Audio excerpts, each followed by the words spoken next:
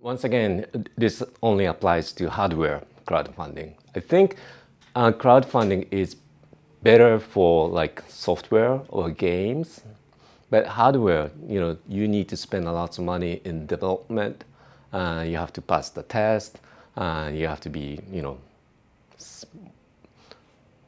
all those regulations by the countries, and you have to have the manufacturing.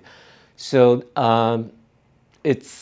it's not the idea of crowdfunding, but I would say you have to have your product like 95% ready when you go into crowdfunding. So you have the product, ready to ship in like 3 months instead of having people wait 1 year and 1.5 years. Because the risk of doing crowdfunding is telling everyone the idea of your product and also the potential market. So there is a cases like somebody did a very good crowdfunding campaign but failed to deliver the product in time.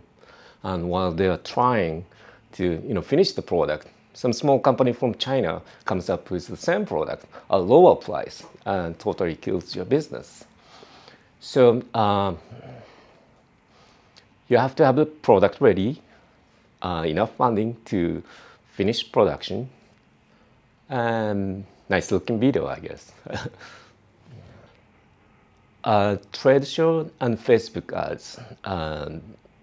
We also did Google advertisement, search ads, but since the kind of product we are doing was like not something you search look for on Google, so we did more target ads, targeting people who fly drone or use action cameras, who loves early adapters.